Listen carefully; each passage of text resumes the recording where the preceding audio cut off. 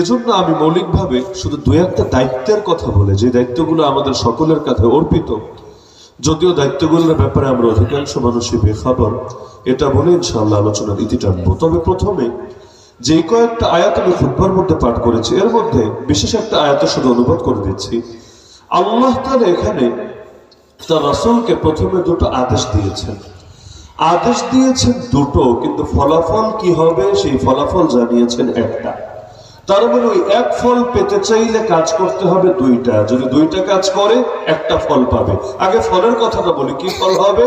আসাল্লাহু আইয়াকুফা বাসাল্লাযিনা কাফারু, আল্লাহ তাআলা কুফরি শক্তি, এই যে দুনিয়ার মধ্যে যে সমস্ত কাফের যারা কুফরকে অবলম্বন করে রেখেছে, ওদের শক্তিকে চূর্ণ করে দেবেন। ওরা ইসলামের উপর আর কোনো আগ্রাসন চালাতে পারবে না, মুসলমানের রক্তে জমিনকে রঞ্জিত করতে পারবে না। তো দুনিয়ার মধ্যে জালেমদেরকে আযাব তো আল্লাহই দেন, আমাদের আযাব দেওয়ার কোনো ক্ষমতাই নাই। কাতিলুহুম ইউআযিবহুমুল্লাহু বিআইদিকুম, আযাব দেন আল্লাহ। তবে আল্লাহ তাআলা কখনো আযাব দিয়েছিলেন জিবরিলের হাতে, কখনো মিকাইলের হাতে, কখনো ইসরাফিলের হাতে, কখনো আসমানের ফেরেশতার হাতে, কখনো আল্লাহ তাআলা দিয়েছিলেন আবাবিলের মাধ্যমে, কখনো দিয়েছিলেন সমুদ্রকে ব্যবহার করে। আল্লাহ তাআলা এই জাতির উপর বিশেষ রহম এবং করম করেছেন। যেই কাজের জন্য অতীতে আল্লাহ তাআলা জিবরিল, মিকাইল, ইসরাফিলের হাত ব্যবহার করেছেন, আল্লাহ তাআলা এই কাজের জন্য এখন এই বান্দাদের হাতকে কবুল করে নিয়েছেন। তো কাফিরদের শক্তিকে চূর্ণ করবেন আল্লাহ, তবে কি কাজ করতে হবে? করবেন তো আল্লাহ, কিন্তু কাজ কি করতে হবে? আল্লাহ তার নবীকে বলছেন, হে নবী, দুটো কাজ করতে হবে। এক নম্বর কাজ হলো ফাকাতিল ফি সাবিলিল্লাহ, আল্লাহর পথে লড়তে হবে, লড়াই করতে হবে। কেন? নবী লড়াই না করলে আল্লাহ ইসলামকে বিজয় করতে পারবে না। আল্লাহ তাআলাকে নবীর লড়াইয়ের মুখাপেক্ষী, যে নবী লড়াই করলে আল্লাহ পারবে, নবী লড়াই না করলে আল্লাহ পারবে না, এমন কোনো ব্যাপার স্যাপার আছে নাকি? এগুলো তো বনি ইসরাইলের চিন্তা। বনি ইসরাইল বলেছিল, ইযহাব আনতা রাব্বুকা ফাকাতিলা ইন্না হাহুনা কাঈদুন। আরে আমাদেরকে জিহাদে যেতে কেন বললো? নবী মুসা বলেছিলেন, উদখুলুল আরদাল মুকাদ্দাসা, তোমরা এই ফিলিস্তিনের পবিত্র জমিনে প্রবেশ করো। আল্লাতী কাতাবাল্লাহু লাকুম, আল্লাহ তাআলা তোমাদের জন্য এটা লিখে দিয়েছেন, ফয়সালা করে দিয়েছেন, এই বিধান তোমাদেরকে দিয়েছেন। ওয়ালা তারতাদ্দু আলা আদবারিকুম, পালায়ও না, পেছনে চলে যাও না। ফাতানকালিবু খাসিরিন, চরম ক্ষতির শিকার হবা, চরম ক্ষতিগ্রস্ত হবা। তো নবী বলেছিলেন যে তোমরা এই জমিনে প্রবেশ করো, প্রবেশ না করলে বড় বিপদে পড়বা। ওরা বলল প্রবেশ করব, করতে আপত্তি নাই, তবে ইন্না লান নাদখুলাহা, আমরা ততদিন পর্যন্ত প্রবেশ করব না মা দামু ফিহা, যতদিন তারা এখানে থাকবে। বলবি আওয়াজটা নেই কেন? মাইকটা ঠিক করো, গলা বসে যাচ্ছে না? 2 মিনিটের মধ্যে 2 ঘন্টা এত বসার কথা না। তো তারা বললো যে আমরা ততদিন পর্যন্ত প্রবেশ করব না যতদিন এই জালেমরা এলাকায় থাকবে। ইন্না ফিহা কওমান জাব্বারিন, এতে জালেমরা আছে, জালেমরা। ওয়া ইন্না লান নাদখুলাহা হাত্তা ইয়াখরুজু মিনহা, যতদিন ওরা বেরিয়ে না যাবে আমরা প্রবেশ করব না। মানে আমাদের মতো চিন্তা চেতনা আর কি, আমরাও যাব ফিলিস্তিনে, তবে কবে? ইসরায়েলের দখলদারি থেকে যখন মুক্ত হবে, এই হানাদাররা যখন মসজিদে আকসা থেকে সরে যাবে, আমরা যাব, ট্যুর দিব, গিয়ে সেলফি তুলবো, সেলফি তুলে জিজ্ঞাসা করবো, দোস্ত কেমন দেখা যাচ্ছে? মসজিদে আকসায় ঘুরতে এসেছি, আগামী দিনে আসবো তোমাকে সাথে নিয়ে। মানে আমাদের চেতনা শেষ নাই, তবে যতদিন ওরা থাকবে আমরা যাব না, ওরা চলে গেলে আমরা যাব। এখন যেমন বাংলাদেশে সবাই বিপ্লবী হয়ে গেছে, সবাই বিপ্লবী। ওই সময় যারা উল্টাপাল্টা পোস্ট দিয়েছে, পোস্টগুলোকে এখন অনলিমি করে দিয়ে ডিলেট করে দেয়। কারণ ডিলেট করলে 5 বছর 10 বছর পর যদি কাজে লাগে তখন খুঁজে পাবে কোথায়। যদি আবার চিত্র ঘুরে যায় তখন আবার ওই অনলিমিটেডে পাবলিক করে দেখাবেই যে আমি তো তোমাদের সাথে ছিলাম, আসলে এদের সাথে ছিলাম না। এজন্য অপশন একটা হাতে রেখে দেয়, কিন্তু মনে মনে বিপ্লবী সাচ্ছে। আরে এত বিপ্লবী যদি আগ থেকেই থাকতো তাহলে 16 বছরে তো ঠ্যাঙ্গানি খাওয়া লাগতো না। বিজয় 2024-এ কেন? বিজয় তো 2013-তে আসলো না কেন? কারণ 2013-তে তো পাশে দাঁড়ায় নাই এসে, তখন ভেবেছে এটা হুজুরদের ইস্যু, হুজুরাই হ্যান্ডেল করুক, হুজুরাই বুঝুক। আর ওই সময় যদি চিন্তা করতো আল্লাহ এবং তার রাসূলের প্রশ্ন, এটা শুধু হুজুরদের প্রশ্ন না, আল্লাহ এবং তার রাসূলের ইজ্জত হেফাজত করার জন্য যে নেমেছে, এটা তো শুধুমাত্র হুজুরদের বিষয় না, গোটা জাতির বিষয়। আর যারা ক্ষমতায় বসে আল্লাহ এবং তার রাসূলের শানে জুলুম করতে পারে, ওরা যে জনগণের শানে কি করতে পারে, এটা নতুন করে বুঝাইয়া দিতে হবে না। তো আল্লাহ তার নবীর রক্তের লড়াইয়ের মুখাপেক্ষী না, ওই জালেমরা ভেবেছিল মুখাপেক্ষী। জন্য বললো মুসা শোনো, যতদিন ওরা থাকবে আমরা যাব না, তুমি যাও। এত যদি সন্তানে তুমি যাও, তোমার খোদার সাথে নিয়ে যাও, তুমি আর তোমার খোদা মিলে গিয়ে লড়াই করো, জিহাদ করো, আমরা এখানে বসে বসে তামাশা দেখবো। তুমি পারো না, তোমার খোদা মিলে পারো না। এই পাগলদের কে বোঝাবে যে আল্লাহ তারা জিহাদের কথা? এজন্য বলেন নাই যে আল্লাহ পারেন না, এখন ওরা যদি নামে আল্লাহ সহজ হবে। আরে পাগল, আল্লাহ লড়াইয়ের আদেশ দিয়েছেন যাতে বান্দার রক্ত দাবি হতে পারে। আরে মানুষ তো ফেরাউনও ছিল, মানুষ তো নমরুদ ছিল, মানুষ তো আবু জাহালও ছিল। আপনি দাবি হবেন কিসের ভিত্তিতে? নাহনু কওমুন আ'যানাল্লাহু বিল ইসলাম, আমরা সেই জাতি যাদেরকে আল্লাহ ইসলামের বরকতে, ইসলামের মাধ্যমে সম্মানিত করেছেন। তো সম্মানিত হওয়ার মাধ্যম যেহেতু ইসলাম, ইসলামের জন্য যার অবদান যত বেশি হবে, আল্লাহর কাছে তার দাম তত বেশি পাবে। একজন ইসলামের জন্য সময় দিয়েছে, আর একজন ইসলামের জন্য সম্পদ দিয়েছে, আর একজন ইসলামের জন্য জানই কোরবান করে দিয়েছে। বোঝা দেওয়া লাগবে না যে অবদানের মধ্যে যেহেতু ভিন্নতা আছে, সুতরাং কিয়ামতের দিন যখন আল্লাহর সামনে দাঁড়াবে, মর্যাদার মধ্যে অবশ্যই ভিন্নতা থাকবে। আল্লাহ নবীকে বলেন, ফাকাতিল ফি সাবিলিল্লাহ, আল্লাহর রাস্তায় লড়ে যান, লা তুকাল্লাফু ইল্লা নাফসাক, আপনি তো শুধু নিজের ব্যাপারে দায়িত্বপ্রাপ্ত। মানে ওই যে আপনি বলছেন আসো সবাই নামাজ পড়ে, একজনও আসে না, তো কি করবেন? বসে থাকবেন?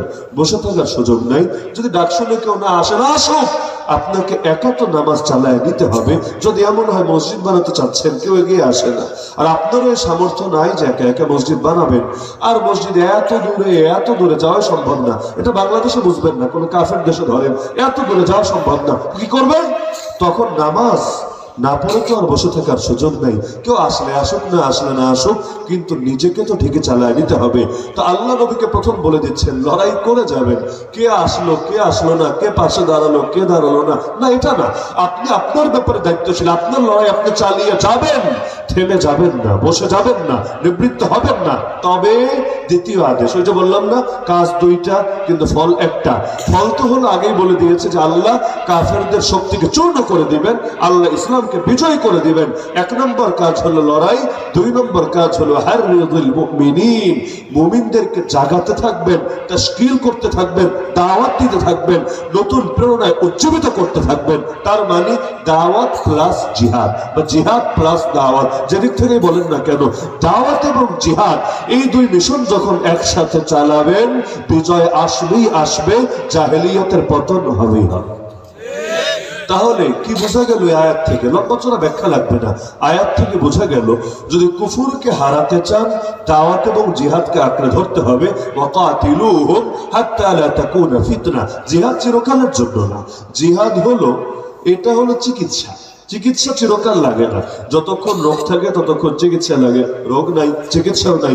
এজন্য দাজ্জাল যখন ধ্বংস হবে আর জিহাদ লাগবে না। কষ্ট করে কার বিরুদ্ধে জিহাদ করবেন? ফিতনাও নাই, জিহাদও নাই। জিহাদ হল অ্যান্টিভাইরাস। ভাইরাস যতদিন থাকবে, অ্যান্টিভাইরাস পয়সা দিয়ে কিনে সেটআপ দেওয়ার প্রয়োজন পড়বে। ভাইরাসও নাই, অ্যান্টিভাইরাসও নাই। বর্ডার দিয়ে কেউ ঢোকারও আশঙ্কা নাই, এত বর্ডার গার্ড পালানোর কোনো প্রয়োজন নাই। আরে সব জায়গায় দারোয়ান লাগে না, কিছু জায়গা থাকে এমন এখানে দারোয়ানের প্রয়োজনই নাই। কেন? কারণ এখানে কেউ আসার কোনো রিস্কি নাই, কোনো ঝুঁকি নাই। ঝুঁকি থাকে যেখানে নিরাপত্তার ব্যবস্থাও নিতে হয় সেখানে। তাহলে ফিতনা যতদিন থাকবে, ফিতনার মোকাবেলা করার জন্য জিহাদও থাকবে। এখন কেউ কেউ তো জিহাদকেই ফিতনা মনে করে, ওই নাস্তিক বেঈমান কিছু আছে জিহাদকেই ফিতনা মনে করে, অথচ জিহাদ এসেছে মূলত ফিতনা দমনের জন্য। যেমন ধরেন, ডাকাতের হাতেও ছুরি, ডাক্তারের হাতেও ছুরি, দুই ছুরি এক না। খুনির হাতেও বন্দুক, পুলিশের হাতেও বন্দুক, দুই বন্দুক এক না। পুলিশের হাতের বন্দুক মূলত খুনির বন্দুককে কেড়ে নেওয়ার জন্য, খুনির বন্দুককে কিভাবে তাকে এটা ব্যবহার থেকে বিরত রাখা যায় এবং তাকে বিচারের আওতায় আনা যায়, এটা নিশ্চিত করার জন্য। তো জিহাদ কেন? জিহাদ হলো আল্লাহর জমিন, আল্লাহর দ্বীনের হেফাজতের জন্য, এবং যা কিছু বাধা আসবে ওই বাধাগুলো থেকে এগুলোকে নিশ্চিতভাবে প্রোটেকশন দেওয়ার জন্য। জিহাদ নাই বলেই মসজিদ আকসা দখলে চলে গেছে। বলবে না জিহাদ করছে তো, হ্যাঁ করছে বটে, এখনো করছে বটে বলেই তো এখনো পর্যন্ত ভেঙে মন্দির বানাতে পারে নাই। তবে কয়জন মিলে করছে? দুনিয়ায় মুসলমান আছে 200 কোটি, তাহলে 1 কোটি ইহুদি আজও পর্যন্ত মসজিদ আকসা দখল করে রাখলো কিভাবে? 200 কোটি মিলে কি পারে না নিজেদের প্রথম কেবলাকে মুক্ত করে আনতে? বাবরি মসজিদ ভেঙে রাম মন্দির বানিয়েছে, জ্ঞানব্যাপী মসজিদও ভাঙার চেষ্টায় আছে। উত্তরপ্রদেশে আরো কয়েকটা মসজিদকে টার্গেট করেছে। এক মসজিদ তো রক্ষার জন্য এই গত 2 সপ্তাহ আগে 3 জন মুসলমান শহীদ হয়ে গিয়েছেন। এমনকি আজমির শরীফকে পর্যন্ত বরবাদ করে দিতে যাচ্ছে। এই যে 20 কোটির বেশি মুসলমান আছে ইন্ডিয়ায়, 14 কোটির বেশি আছে বাংলাদেশে, পাকিস্তানেও আছে কত, এরা সবাই মিলে কি সক্ষম না আল্লাহর ঘরগুলো হেফাজত করার? অবশ্যই সক্ষম, কিন্তু ওই লড়াইয়ের মানসিকতা থাকতে হবে। আরে আরাকান রোহিঙ্গা কয়জন? 10 লাখ আছে বাংলাদেশ, আরো সবটা মিলে ধরেন 20 লাখ 30 লাখে ধরলাম। তাহলে এই 20 লাখ 30 লাখ মানুষের পাশে দাঁড়াতে এই 14 কোটি মানুষকে সক্ষম না? যদি সক্ষম হয় তাহলে আজও পর্যন্ত এরা নিজেদের ভূমিতে নিরাপদ ভাবে কেন ফিরে যেতে পারছে না? আগে তো যা সম্ভাবনা যা ছিল, এখন তো তাও নেই, শেষ। কেন? কারণ কার কাছে ফিরে দিবেন? মিয়ানমারে তো সরকারই নাই, সামরিক বাহিনীর হাতে ক্ষমতা, ওই সামরিক বাহিনীর নিয়ন্ত্রণেই নাই। আরাকানে ওই সামরিক বাহিনীর যে প্রধান দফতর যেটা ছিল, ওইটাও আজকে দখল করে নিয়েছে বিদ্রোহীরা। তো কোন বিদ্রোহী?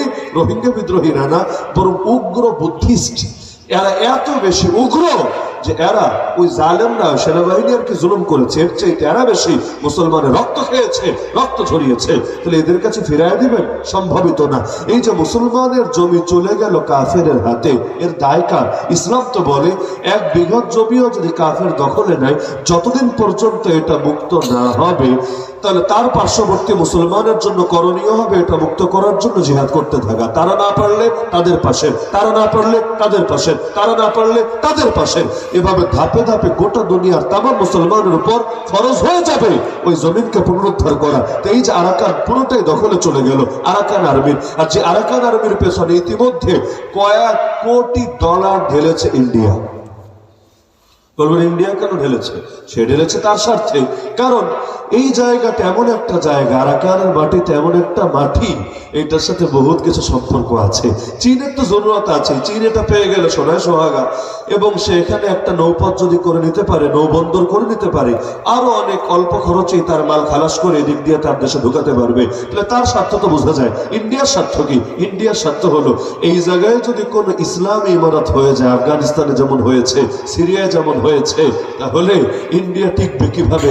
দেখেন না, যশোরে মাদ্রাসার ছেলেরা ককশিট দিয়ে বন্দুক বানিয়ে, ককশিট ছিলেন তো, ককশিট দিয়ে খেলনার বন্দুক বানিয়ে যেমন খুশি তেমন সাজো, এটা মঞ্চ নাটক করেছে। যেমন খুশি তেমন সাজো বোঝেন না? স্কুল কলেজেও তো হয়, কেউ মুক্তিযোদ্ধা সাজে, কেউ রাজাকার সাজে, কেউ এই সাজে, কেউ সে সাজে, কেউ হিটলার সাজে, কেউ বিভিন্ন টাইপের জিনিস সাজে। তো তাদের কাছে মনে হয়েছে তারা মঞ্চ নাটক করবে, হামাদ সাজবে। তো একজন আবু উবায়দা সাজলো, আর 2 পাশে 2 জন বন্দুক হাতে নিয়ে দাঁড়ালো। হ্যাঁ, আপনি সর্বোচ্চ এটা নিয়ে প্রশ্ন তুলতে পারেন যে অভিনয়টাকে 100% পারফেক্ট হয়েছে না, 80% হয়েছে না, 70% হয়েছে। কারণ মঞ্চ নাটক করলো 10 জনে করলে রেজাল্ট তো সমান পাবে না, পুরস্কার সবাই দেওয়া হবে না। যারটা সবচাইতে বেশি অ্যাকুরেট হবে তাকে 1 নম্বর বলে বিজয়ী বলে ঘোষণা করা হবে। তো ওইটা তো ভিন্ন বিবেচনা। কিন্তু দেখা গেল ককশিটের বন্দুক নিয়ে দাঁড়িয়েছে, এদিকে ইন্ডিয়ার লাইন ডাইরেক্ট হয়ে গেছে। কেন? ওরা টেনশন, বাংলাদেশে শেখুল মাশায়েখ আল্লামা ডক্টর ইউনূসের নেতৃত্বে মনে হয় ইসলামী জঙ্গিবাদের উত্থান ঘটতে যাচ্ছে। খালি এক ককশিট, শুধু ইন্ডিয়া না, বিবিসিতেও রিপোর্ট, একেবারে পশ্চিমা বিশ্বের পর্যন্ত মাথার মধ্যে ঠাড়া পড়েছে, আসমান ভেঙে পড়েছে। ভাবটা এমন যে ককশিটের 2টা বন্দুক দিয়ে পুরো অঞ্চল জয় করে ফেলবে। তাহলে এবার চিন্তা করেন, ককশিটেরটা দেখেই যদি অবস্থা হয়, ওইটা দেখলে কি অবস্থা হতো? তাও মাত্র 2 পিস, মাত্র 2 পিস। তাহলে এরা যে আসলে ইসলামকে যে সহ্য করতে পারে না, অথচ এতকাল কত বন্দুক মানুষ দেখালো, যারা মুক্তিযুদ্ধের নাটক করেছে ওরা হাতে বন্দুক নেয় নাই। বাংলাদেশে এমন ভাস্কর্য নাই যে ভাস্কর্যে হাতে বন্দুক আছে, 1টা 2টা না, শত শত আছে। এতকাল এত বন্দুক দেখলো, কই কারো তো চেতনায় লাগলো না। এমনকি গান বানালো যে মোরা একটি মুখের হাসির জন্য অস্ত্র ধরি, কই কেউ তো বললো অস্ত্র ধরবি কেন, ছি ছি, এটা তো জঙ্গিবাদ, এটা তো উগ্রবাদ, বললো না। তার মানে সবই ঠিক আছে, সব জায়গায় সব কিছু মানবে, কিন্তু ইসলামের বিজয় কোনোভাবে মেনে নেবে না। সিরিয়া স্বাধীন হলো দীর্ঘ 54 বছর জুলুমের পর, একদিন দুদিন নেই। বাংলাদেশেও যেমন 71 থেকে শুরু হয়ে 2024 পর্যন্ত একটা জাতি বহু কিছু করেছে, পরবর্তীতে মুক্তি পেয়েছে জাতি, যদিও মাঝখানে বিশাল গ্যাপ ছিল। তো ওদের তো লাগাতার 54 বছর, হাফিজ আল আসাদ করলো 2000 সাল পর্যন্ত, আর এরপর বাশার আল আসাদ, ওই বাংলায় বলে বাশার, মনে হলো বাশার আল আসাদ, সে 2000 থেকে 2024 দীর্ঘকাল 30 বছর করলো বাপে, 24 বছর করলো পোলায়। এত দীর্ঘকালে শয়তানের পর আলহামদুলিল্লাহ মুসলমানরা স্বাধীনতা পেল। 24 ঘন্টা পার হতে পারলো না, এর মধ্যে আমেরিকা ইসরায়েল যৌথভাবে বোমা হামলা শুরু করলো। আরে বাশার আল আসাদ বিদায় হয়েছে, আমেরিকার তো খুশিতে নাচার কথা। কেন? কারণ হলো তোমার দুশ্মনের দালাল বিদায় হয়েছে, রাশিয়ার দালাল যেহেতু বিদায় হয়েছে, আমেরিকার খুশি হওয়ার কথা না, কারণ সতীনের দালাল যদি বিদায়ী হয় আর এক সতীন তো খুশিতে লাফানোর কথা, কিন্তু না লাফায়া সে উল্টা হাতরা করে দিল কেন? কারণ বিজয় এসেছে ভালো কথা, তো বিজয় তো নাস্তিকের হাত ধরে আসে নাই, বামদের হাত ধরে আসে নাই, বিজয় তো সেকুলারদের হাত ধরে আসে নাই, অথবা ওয়েস্টার্ন কালচার যারা লালন করে ওদের হাত ধরে আসে নাই, বিজয় এসেছে মুসলমানের হাত ধরে। যদিও ইসলাম ইমারতের ঘোষণা দেয় নাই, অথবা কি করবে না করবে এখন বিস্তারিত আলোচনায় আনতে পারে নাই, ওই 24 ঘন্টা পার হওয়ার আগে মাত্র মিষ্টি খাচ্ছে, আনন্দ মিছিল করছে, ওই দিনই শুরু করে দিল বোমা হামলা। তার মানে সব সয়ে নেবে, কিন্তু ইসলাম সয়ে নিতে পারবে না। তো আরাকান যদি একটা স্বাধীন ইসলামের রাজ্য হয়ে যায়, কারণ আরাকান স্বাধীন ছিল, ব্রিটিশ আসার আগ পর্যন্ত স্বাধীন ছিল, নামে ছিল আরাকান রাজ্য।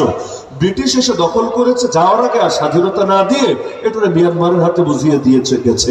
এখন যদি নতুন করে স্বাধীন হয় আর ইসলামী ইমারত হয়, ইসলামের একটা বৈশিষ্ট্য হলো আলহামদুলিল্লাহ, চুম্বুক যেভাবে লোহা টানে, ইসলাম এর চাইতে 1000 গুণ বেশি শক্তি দিয়ে দিল টানে।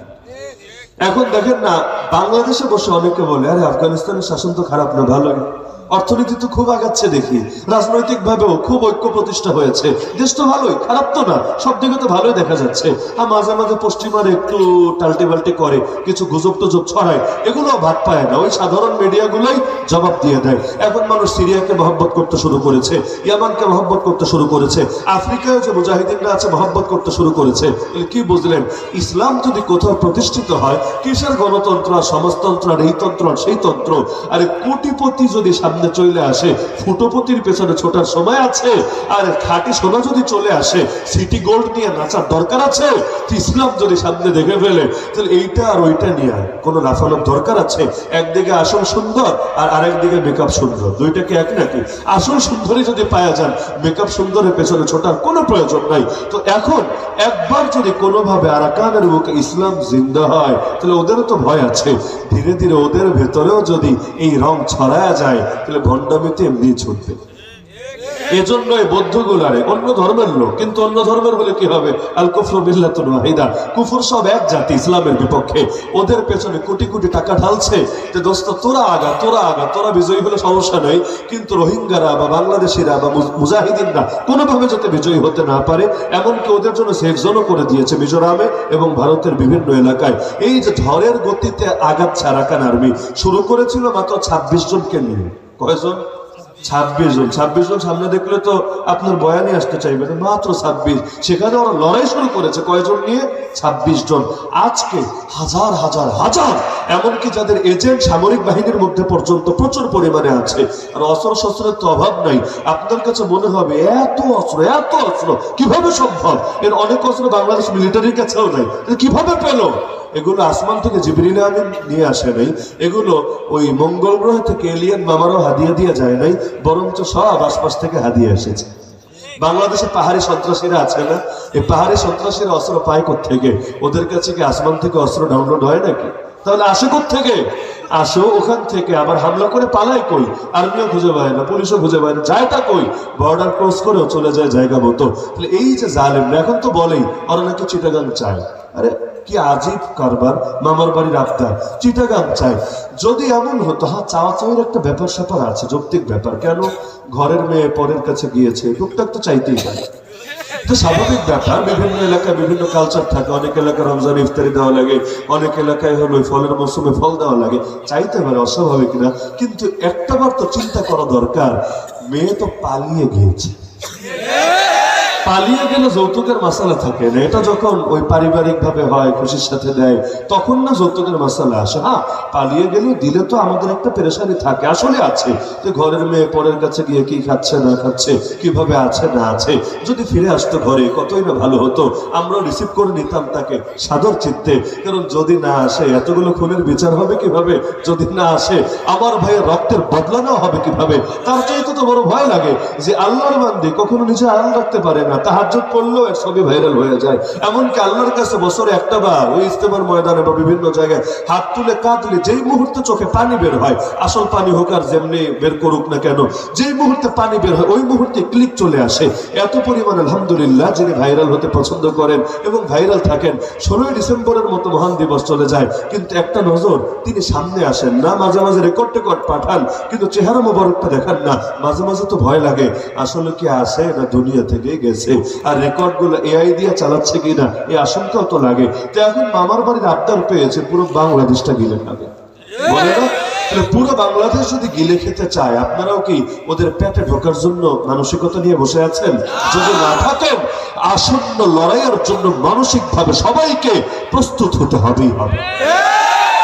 কারণ লড়াই, আপনি যদি লড়াইয়ের জন্য প্রস্তুত থাকেন, এর আলামতি হলো আল্লাহ বলেন আরাদুল খুরুজ লাআদ্দু লাহু উদ্দা, এরা যদি আসলে ময়দানে বের হতে চাইতো কিছু না কিছু প্রস্তুতি তো নিয়ে রাখতো। কারণ প্রস্তুতি গ্রহণ করাকে ফরজ করে দেওয়া হয়েছে, ওয়াইদ্দু লাহুম মাসতাতাতুম মিন কুওয়া, আর তোমরা ওদের জন্য যতটুকু পারো, সাধ্য যতটুকু আছে অতটুকু শক্তি অন্তত প্রস্তুত করে রাখো। তাহলে এই আয়াত থেকে আমাদের জন্য শিক্ষণীয় এটা যে দাওয়াতের মেহনত তো করেছি, করতেই থাকবো, কিন্তু চূড়ান্ত লড়াইয়ের জন্য মানসিকভাবে প্রস্তুত থাকতে হবে। আর যে আল্লাহ নবী জানিয়েছেনই হিন্দুস্তানের জমিনে ইসলাম ভার্সেস শিরক আর কুফরের মধ্যে এক কঠিন লড়াই হবে, যেটাকে হাদিসে হিন্দুস্তানের যুদ্ধ বলে অভিহিত করা হয়েছে। তাহলে সেই লড়াই আগেই হয়ে গেছে না আগামী দিনে হবে, এটা আল্লাহই ভালো জানেন। সবচেয়ে সুন্দর ব্যাখ্যা করেছেন মুফতি আজম পাকিস্তান আল্লামা মুফতি শফি রহমাতুল্লাহ আলাইহি। তিনি বলেছেন নবীর শব্দ যেহেতু ব্যাপক, সুতরাং হাদিসটা আমরা বুঝতেও হবে ব্যাপক। কিভাবে? আল মুতলাকু ইয়াজরি আলা ইতলাকিহি, নবী যেহেতু কোনো জামানার সঙ্গে সীমাবদ্ধ করে দিয়ে যান নাই, সুতরাং হিন্দুস্তানের জমিনে ইসলামের পক্ষে যত লড়াই হবে, কুফুরের বিপক্ষে ইসলামের পক্ষে যত লড়াই হবে, আল্লাহ তাআলা সবগুলোকে গাজওয়াতুল হিন্দের সওয়াব দিয়ে দিবেন ইনশাআল্লাহ। সুতরাং আগামী দিনের লড়াইয়ের জন্য মানসিকভাবে প্রস্তুত আছেন তো ইনশাআল্লাহ? এক লড়াই করবেন নগদে, আর এক লড়াই করবেন আগামীতে। নগদের লড়াই হলো প্রত্যেকে সাংস্কৃতিক জিহাদের সৈনিক হয়ে যায়। সাংস্কৃতিক জিহাদ মানে কি? আমাদের উপর বিজাতীয় সংস্কৃতি চাপানো হচ্ছে নাকি হচ্ছে না? এই যে শরীফে বানানো হবে, এটা কি বাঙালি সংস্কৃতি? এটাকে বাংলাদেশের মুসলমানের সংস্কৃতি? এই যে এলজিবিটি কিউ নিকৃষ্টতম জঘন্য মতবাদ, যার কারণে কওমে লুটকে পর্যন্ত বরবাদ করা হয়েছে, এগুলোকে যে নরমালাইজ করা হচ্ছে, এগুলোকে বাংলাদেশের মুসলমানের সংস্কৃতি? এই যে বেহায়াপনা, বেলাল্লাপনা, অশ্লীলতাকে সমাজে রন্ধে রন্ধে ঢুকিয়ে দেওয়া হচ্ছে, এটাকে মুসলমানের সংস্কৃতি? এই যে পতিতালয় খোলা স্বাধীনতার 53 বছর পরে সেও এটা মুসলমানের সংস্কৃতি? এই যে সুদভিত্তিক অর্থনীতি মুসলমানের সংস্কৃতি? এই যে মদের বারের লাইসেন্স দেওয়া মুসলমানের সংস্কৃতি? কত উদাহরণ লাগবে, উদাহরণ ভুরি ভুরি আছে। এই যে এক জাতির উপর আর এক জাতির সংস্কৃতি চাপিয়ে দেওয়া হয়েছে, এই সংস্কৃতিকে, ওদেরটাকে দূর করে আমাদের সংস্কৃতি আবারও ফেরাতে হবেই হবে। আজকে ঢাকা শহরে গান হচ্ছে না, পাকিস্তান থেকে শিল্পী এনে গান গাওয়াচ্ছে না, এর মধ্যে আবার নামাজেরও ব্যবস্থা রেখেছে সুন্দরভাবে, যাতে গানের ফাঁকে ফাঁকে নামাজ আদায় করে নিতে পারে, মাগরিবের নামাজ, এশার নামাজ। মানে ডাকি মানে হইল সংস্কৃতি তো অন্যটা চাপাবে সবগুলোরে মিলে জগা খিচুড়ি পাকায়া লাস্টে গিয়া ওই বাদশা আকবরের দিন এলাহির মতো 1 চামচ ইসলাম আর 2 চামচ বিজাতীয় সংস্কৃতি মিলায়া এমন একটা শরবত খাওয়াবে, কোনোদিন যাতে তওবা আর নসিবে না জোটে। কারণ পাপ করলে তো অন্তরে পাপ বোধ থাকে, পাপের সঙ্গে যদি ভালো কিছু মিশায়া এটারে ভালো রূপ দিয়ে চালায় দেওয়া যায়, অন্তত আর যাই করুক কোনোদিন তো তওবা করবে না। কারণ এটা যে পাপ ও তো মনেই করে না। এই মমতাজরা তওবা করবে এটা স্বপ্নেও কি ভাবা যায়? কেন? কারণ একদিকে বলে শিয়াশিদটা পড়েছি, তো তোর শিয়াশিদটা কি তোর গান বাজনা শিখাইছে? তোর শিয়াশিদটা কি তোর বেপরদাগিরি শিখাইছে? না। এখন শিয়াশিদটা পড়েই যে গান গাচ্ছে, আবার ইউসুফ জুলাইখা নিয়েও বিভিন্ন রসিয়া নবীদের শানে গোস্তাখের বেয়াদবি করছে, ও তওবা করবে কেন? ও তো বুঝতেই পারছে না যে নবীর শানে বেয়াদবি করে ইতিমধ্যে দুনিয়াতে বেঁচে থাকার অধিকারী হারিয়ে ফেলেছে। এজন্য সাংস্কৃতিক ময়দানে সৈনিক হতে হবে সবাইকে। এই লাইনে আপোষকামিতার কোনো সুযোগ নাই। বাংলাদেশের অধিকাংশ মানুষ দিনের মধ্যে শিরিক লালন করে, অধিকাংশ মানুষ। বলবেন কিভাবে? বাংলাদেশ ইসলাম কায়েমের পথে সবচাইতে বড় বাধা বাঙালি মুসলমান, সবচাইতে বড় বাধা রানা, সবচাইতে বড় বাধা সিয়ানা, সবচাইতে বড় বাধা মোসাদরা, সবচাইতে বড় বাধা এই জাতির সদস্যরা। বলবেন কেন? এরাই তো ইসলাম চায় না। এরাই তো ইসলাম চায় না তো চায় না, আওয়াজটাই শুনতে পছন্দ করে না। এরা ভাবে ইসলাম থাকবে মসজিদে, মাদ্রাসায়, মাহফিল আর খানকায়, বাকি কোনো জায়গায় ইসলাম থাকবে না। আল্লাহকে কোণঠাসা করে রেখেছে, আল্লাহ রসুলের আদর্শকে কোণঠাসা করে রেখেছে। রাজনীতিতে আল্লাহ চলবে না, অর্থনীতিতে আল্লাহ চলবে না, বিচারাচারে আল্লাহ চলবে না, আইন কানুনে আল্লাহ চলবে না, শিক্ষা দীক্ষা আল্লাহ চলবে না, সভ্যতে আল্লাহ চলবে না, সংস্কৃতিতে আল্লাহ চলবে না। তো ইসলাম চলবেটা কোথায়, আল্লাহর আদর্শ চলবেটা কোথায়? বলবো ওই যে মসজিদে, মাদ্রাসায়, মাহফিল খানকায়, তাও মসজিদে ইমামকে স্বাধীনভাবে কথা বলতে দিবে না। ইসকনের বিরুদ্ধে বক্তব্য দেওয়ায় 2 সপ্তাহ আগে বাংলাদেশে কয়েক ডজন খতিব আর ইমাম একদিনে চাকরি হারিয়েছে, একদিনে। কেন? ইসকনের বিরুদ্ধে বয়ান করেছে। আর মাহফিলের মধ্যে যে কি পরিমাণ গুস্তাখি বেয়াদবি হয় উলামায়ে কেরামের শানে, বিগত দিনে তো সকলের দেখার তৌফিক হয়েছে। এমনকি এখনো যে বন্ধ হয়েছে তা না, আগে তো মাহফিলে ঝামেলা করতো, এখন তো রাস্তায় রাস্তায় হামলা করে। ইতিমধ্যে এমনকি শুধু গত রাত্রে বাংলাদেশ অন্তত 1 ডজন বক্তার উপর হামলা হয়েছে, অন্তত 1 ডজন। এবং আলহামদুলিল্লাহ আল্লাহ হেফাজত করেছে, কারণ পরিস্থিতি খারাপ হয়, মোটামুটি সবাই সতর্ক আছে। এখন এটাকে ডাকাতের হামলা নাকি টার্গেটকৃত হামলা কেমনে বলবেন? ছাত্র আন্দোলন যারা করেছে এর মধ্যেও তো 3 জন ইতিমধ্যে শহীদ। কে মেরেছে, কেন মেরেছে, কিছুই কোনো কুল কিনারা খুঁজে পাওয়া যাচ্ছে না। অপরাধী কে, মোটিভ কি, বুঝে উঠে যাচ্ছে না। আর রয়ের এক আনঅফিসিয়াল মুখপাত্র তো ইন্ডিয়ায় বসে এক চ্যানেলকে সাক্ষাৎকার দিয়েছে যে 20 জানুয়ারিটা খালি যাক, ট্রাম্প খালি শপথ গ্রহণ তো করেছে, এবং দায়িত্বটা আসুক, মানে চূড়ান্তভাবে দায়িত্বটা বুঝে পাক। এরপর সাংবাদিক, মানে ওই যে উপস্থাপক তাকে বলছে, এরপর আপনি টেলিভিশনে বসে বসে খালি সংবাদ পাঠ করবেন, আজকে ঢাকায় 1 জন নিহত, আজকে অমুক জায়গায় 1 জন নিহত, কিন্তু কে মারলো, কেন মারলো আপনারা খুঁজেই পাবেন না। কেন? দিল্লির বিপক্ষে যারা যায় এদের পরিণতি এছাড়া কিছু হয় না। তার এই বাক্য শুনলে কিন্তু আর বুঝতে বাকি থাকে না বাংলাদেশ আগামী দিনে ওরা কি করতে চাচ্ছে।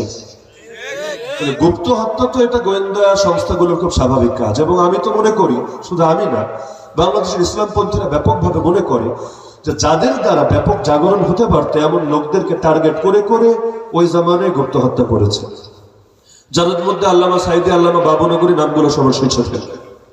তাদের মৃত্যু যে স্বাভাবিক ছিল নাকি অস্বাভাবিক ছিল এটা বুঝতে পিএইচডি করা লাগে না। ন্যূনতম কমন সেন্স যদি থাকে আর পুরো ঘটনার বৃত্তান্ত যদি সামনে থাকে, আপনি নিজেই বুঝতে পারবেন। আরো অনেকগুলো নাম বলা যাবে, সব বলছি না। আমাদের জাতির রাহবার, শীর্ষস্থানীয় মুরব্বী টার্গেট করে করে কিভাবে শেষ করা হয়েছে, আগামী দিনেও যার ব্যতিক্রম হবে কি গ্যারান্টি আছে? আর হুজুর মোল্লা সরকারের কি আসা যায়? রাজনীতিবিদদের নিরাপত্তার ব্যবস্থা করে, ব্যবসায়ীদের নিরাপত্তার ব্যবস্থা করে, কত সরকার আসে আর যায়, হুজুরদের নিরাপত্তার জন্য কি করে? এই যে রাত বিরাতে যে বক্তারা ঘরে সারা রাত ধরে সফর করে, পুরো শীতকালটা এমন থাকে না, নিয়মিতই তো সফর করে, কি নিরাপত্তা আছে বলেন? গতকাল আমি নিজে যে রাস্তা দিয়ে এসেছি, অর্থাৎ ময়মনসিংহ থেকে আমি ফিরেছি ঢাকায়, যারা ঢাকা থেকে গাজীপুর চৌরাস্তা পার হয়ে রাজেন্দ্রপুর গিয়েছে, রাত 1টায় তো এক বক্তা লাইভও দিয়েছে, কেউ হয়তো দেখেছেন, পরাপর একেবারে টানা 10-15টা গাড়ির উপর পরাপর চাইনিজ কোরাল ছুড়ে ফেলেছে। এদের মধ্যে যারা থামে নাই তাদের হালতগুলো লাইভের মধ্যে তুলে ধরেছে, যারা থেমেছে এদের কপালে কি নেমে এসেছে আল্লাহ ভালো জানে। এর কিছুক্ষণ পর তো আমি আসলাম, প্রায় ঘন্টাখানিক পর আমি যখন আসলাম তখন দেখলাম আর্মি সেখানে অবস্থান নিয়েছে, অর্থাৎ খবর হয়তো গিয়েছে, 999 হয়তো কল টল দিয়েছে, তারা এসে অবস্থান নিয়েছে। তো এভাবে কয়দিন। আরেকজন গতকালই লক্ষ্মীপুর ওই রামগঞ্জ একটা এলাকা আছে, সেখান থেকে ফেরার পথে ব্যাস লুটপাটের শিকার হয়েছে। মিরপুরে কয়দিন আগে, মিরপুর 1 নম্বরে লাভ রোড একটা রোড আছে, সেখানে এক আলোচককে আটকে রেখে জিনিসপত্র রেখে দিয়েছে। এইটাই মানে ডাকাতি তো ডাকাতি, এখনো মাল নিয়ে চলে গেল, তাও তো চলে, কিন্তু এইটাই যে ভয়াবহ রূপ ধারণ করবে না কি গ্যারান্টি আছে? অথচ এই শীর্ষস্থানীয় আলেম, সাধারণ আলেম বাদে দিলাম, আমাদের কথা বাদে দিলাম, যারা গোটা জাতির রাহবার, পুরো জাতির নেতৃত্ব দিচ্ছে, তাদের নিরাপত্তার জন্য সরকারের কি উদ্যোগ আছে? তারা যদি একটা গানম্যান রাখতে চায়, এর জন্য যদি লাইসেন্সের আবেদন করে, 100 বছর পার হলো লাইসেন্স দেবে, এটার কোনো ফিকিরে নেই, কোনো সিস্টেমই রাখে নাই, সব বন্ধ করে দিয়ে রেখেছে। কেন? কোন হুজুর মূল্য ওদের কিচ্ছু আসা যায় না, হুজুরদের প্রাণের ন্যূনতম মূল্য ওদের কাছে থাকে না। এজন্যই তো দেখেন না 2013-তে হুজুররা মাইর খেয়েছে, গোটা জাতি বসে বসে তামাশা দেখেছে। কেন? জুলুমের বিরুদ্ধে তখন সবাই একসঙ্গে গর্জে উঠতে পারলি না, ওই দিন যদি গর্জে উঠতি 2024 পর্যন্ত তোদের কপালেও এই ঘনঘটা নেমে আসতো না। সুতরাং লড়াইয়ের জন্য, আসন্ন লড়াইয়ের জন্য মানসিকভাবে প্রস্তুত থাকেন। যেই দিন গিয়েছে বহু ভালো গিয়েছে, মানে বিগত আমলের কথা বলছি না, কিয়ামতের সিস্টেমটাই এমন। নবীর জামানা থেকে যত দূরত্ব বাড়বে ফিতনা মোটেও কমবে না, ফিতনা বাড়বে। হ্যাঁ, ওয়ালপেপার চেঞ্জ হবে, থিম একই থাকবে, ওয়ালপেপার চেঞ্জ হবে, এক এক সময় এক এক রূপ ধরে আসবে, কিন্তু মুসলমানের জন্য গোটা দুনিয়াটা জেলখানায় পরিণত হয়ে থাকবে। এজন্য সবাইকে দাওয়াত দিচ্ছি, শারীরিকভাবে প্রস্তুত হন, মানসিকভাবে প্রস্তুত হন, জ্ঞানগতভাবেও প্রস্তুত হন, সাংস্কৃতিক যুদ্ধেরও সৈনিক হন, আর চূড়ান্তভাবে যদি সামরিক যুদ্ধেও নামা লাগে এর জন্য এখন থেকেই নিজেদেরকে গড়ে তোলেন, প্রস্তুত রাখেন। পারবেন না ইনশাআল্লাহ? পারবেন না ইনশাআল্লাহ? কারণ সিকিম গিলে খেয়েছে, হায়দ্রাবাদ গিলে খেয়েছে, বাংলাদেশ যে গিলে খেতে চাইবে না, এত ভরসা রাখে কিভাবে? যদিও পারবে না ইনশাআল্লাহ, কারণ আমাদেরকে গিলতে আসলে, ওদেরকে গেলার জন্য বহুজন বসে আছে, সুযোগের অপেক্ষায় আছে। তোরা ঢুকবি আমাদের দিকে, তোদের মধ্যে ঢোকারও আশপাশও বহুত আছে, আর তোদের মধ্যে এই পরিমাণ বিদ্রোহী আছে ইনশাআল্লাহ। আমাদেরকে ভাঙতে আসলে তোরাই যাবি ভেঙে টুকরা টুকরা হয়ে। কিন্তু তারপরও নিজেরা যদি প্রস্তুত না হন তাহলে কাম তো আর অন্য কেউ এসে করে দিয়ে যাবে না, নিজের কাজ নিজেকেই করতে হয় ইনশাআল্লাহ। তাহলে আগামীর বাংলাদেশ আল্লাহ যদি চান ইসলামের বাংলাদেশ হবে।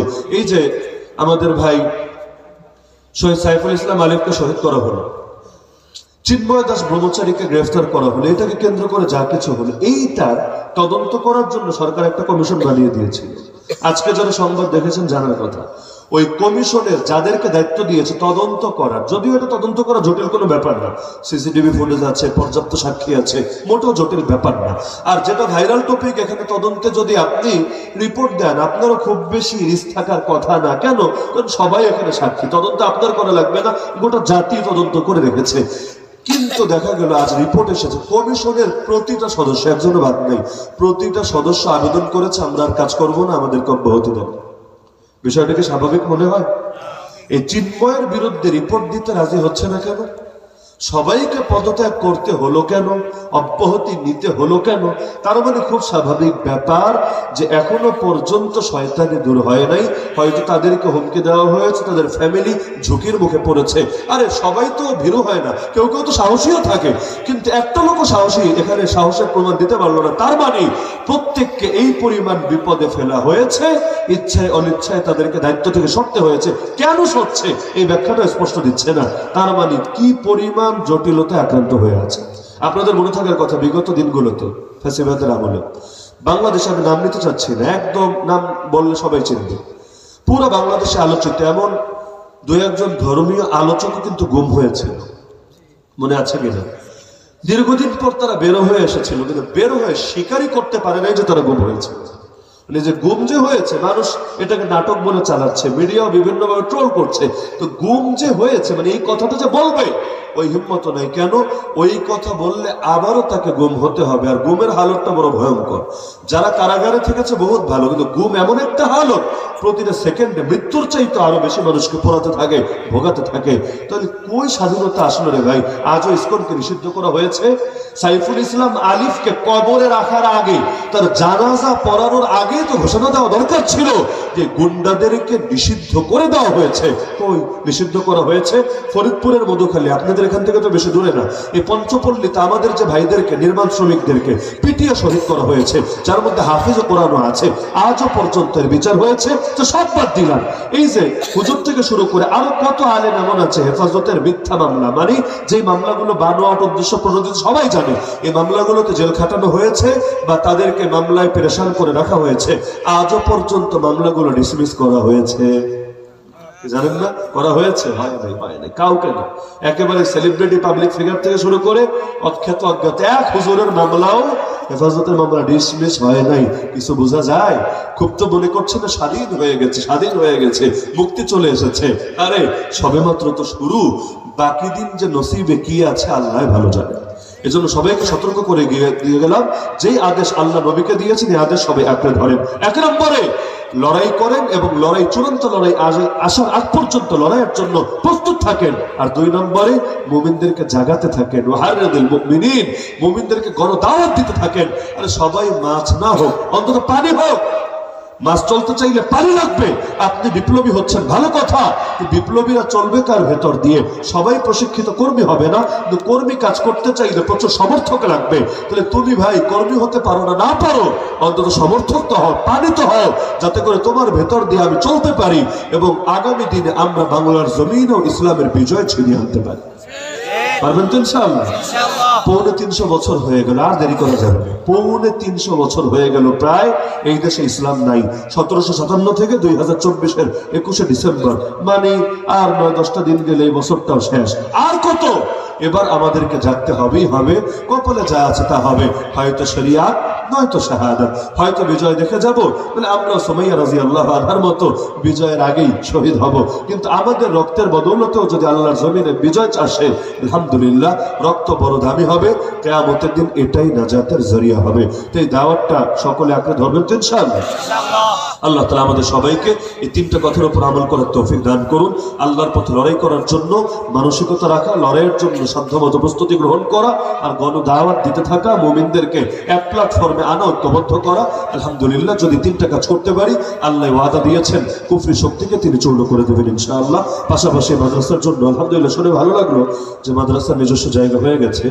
তো আমার তো দিল বলছে ইনশাআল্লাহ, নামেও যেমন মার্কাজ, ইনশাআল্লাহ এটা দ্বীনি জ্ঞানের আসলে একটা কেন্দ্রে পরিণত হবে ইনশাআল্লাহ।